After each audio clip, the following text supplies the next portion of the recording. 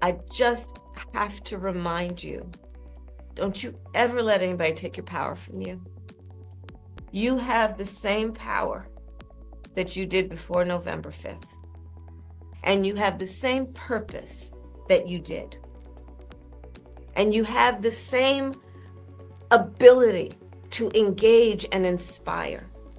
So don't ever let anybody or any circumstance take your power from you.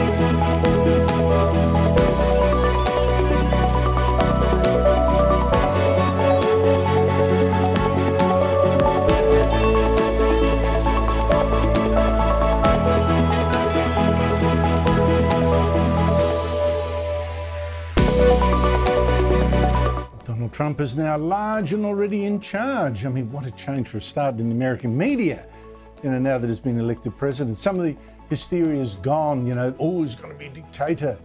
It's as if he's finally being accepted as legitimate, unlike in his first term. And maybe it's not that bad, Here's one side, a CBS survey showing 59% of voters now like the way that he's preparing to take over when he's sworn in January. In fact, Trump's in reality taking over right now. Early today, he posted a warning on social media. He'd heard that another caravan of illegal immigrants, about 1,500, was going through Mexico to the US border. So he sent this ultimatum to Mexico and to Canada. He'll hit them both with a 25% tariff the day he's sworn in, a tariff on all their products coming to the US and its ridiculous open borders. This tariff, he said, will stay until drugs, particularly fentanyl, and all illegal aliens stop this invasion of our country. You see, Mexico and Canada could stop them. Joining me is Sean Spicer, Donald Trump's first spokesman in the White House when Trump was first president.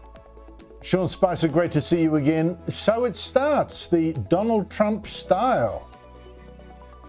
Yeah, well, look, I will tell you first and foremost, the afternoon of January 20th, 2025, I would not book anything else. It's going to be a very, very busy day for America.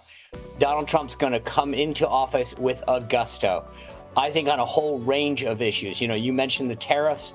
We've got some immigration issues. There'll be some reversal of woke policies in the military and throughout the government, I would imagine. But this is going to be one day to remember in American history. And I think it sends a signal to the rest of the world. Obviously, he mentioned Mexico and Canada and China, that he means business this time. And for different reasons. Obviously, in this case, he's using these tariffs really not about manufacturing, but with respect to fentanyl and our immigration issues. So he means business. And, the thing that people forget, they get so hyperbolic every time he threatens something. But he's a great negotiator. And he did it time and time again during his first term. where he brings people to the table, and unbeknownst to them, he's getting 80-90% of what he wants when it all comes down to it. Well, it's just extraordinary, Sean. You're absolutely right. This is his negotiating style. Everything's on the table. It's entirely transactional. You don't know which way he'll go, but you better give him a deal. He also said today he'd hit China with that extra 10% tariff on top of the existing ones. What's his game there? Well, look, I think China's economy has softened since he last left office, and they need the American market access for their economy to continue to move along. So he understands that, anything like that will threaten the Chinese economy. And so he's using it as a carrot to get them to the bargaining table when it comes to how they're dealing with fentanyl, manufacturing, market access on their end. But there's a lot that he's bringing them to the table. Think about this. Joe Biden had really no relationship with Xi Jinping. I mean, they laughed at Anthony Blinken the first time that they met with them in Alaska after Biden took office. And I think he wants to come out of the gate very, very strong and make sure that they know that there's a new sheriff in town, as we like to say. Yes, that's going to be a bit of a blow for China, given how weak its economy right now is. So I suspect he's got their attention very much so. It's interesting to see, Sean, how much support he's got. It's fairly strong. I mean, Trump's always a polarizing figure. He got only less than 51% of the vote, the popular vote, but he's got pretty strong support in the polls now for how he's preparing to take over in January. That is a real change. It is. I mean, you look at this CBS poll that came out within the last 24 hours showing 57% of Americans support mass deportation, support the removal of people in our country illegally. That's going to give pause to a lot of these woke corporations that thought that they, were on the right side of the issues.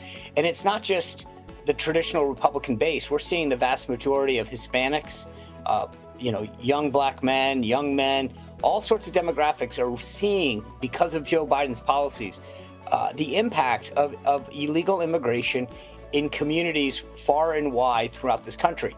So I think Donald Trump's coming in with a very strong mandate to reenact the rule of law that our country is known for, to close the border, to fight for a legal system of immigration. And Andrew, that's the one thing that the media loves to get wrong, right? They love to talk about being anti-immigrant or clamping down. The bottom line is America is a nation of immigrants. We welcome people into this country, but you can't have as your first act coming to America breaking the law.